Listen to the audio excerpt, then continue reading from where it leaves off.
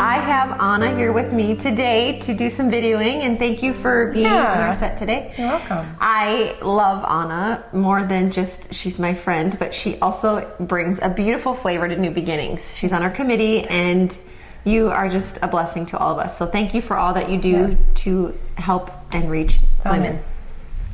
Well, I wanted to talk to you about being single, because I know that a lot of women, when they are in their 20s and in their 30s, and I have friends that are in their 40s and 50s that are still waiting for Mr. Right.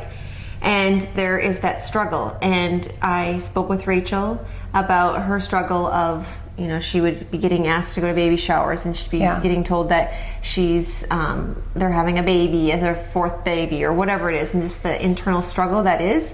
But how God has obviously turned her situation around. But we did talk about how even when situations, like for mine with Brian passing, my first husband passed away from cancer, my situation didn't turn out like you know, the happy ending as far as him living. I mean, I have had a fairy tale ending with being remarried, and I love my husband dearly. But so anyway, I just want to talk about being single and your journey in that, and how you have been able to stay encouraged, because me watching you on the outside, you've done an amazing job to just trust God. And so just share that journey with us, because I want to encourage women that are single how to do it the way that God wants us to.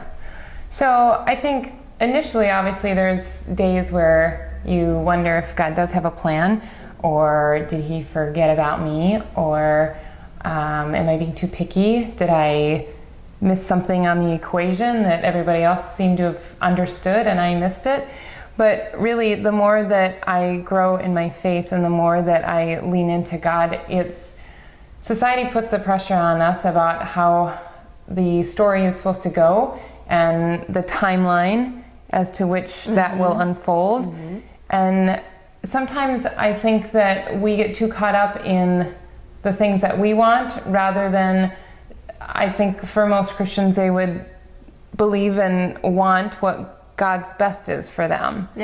And so my prayer with that has evolved actually to become this area where I'm really praying for what God has for me, and understanding the giftings that he's given to me to pursue different areas. And, you know, we like to ask ourselves a lot how we're feeling about something. And I think sometimes it's more looking at what is God wanting to teach us in that moment, or you know, where can we continue to bless others and not have it be such a mindset of poor me, or why isn't it working out for me? So yeah, for me, the struggle has been there, but I think again, you have a choice in life how you're gonna respond to different challenges that come into your daily walk. And for me, for whatever reason, it's just not time yet.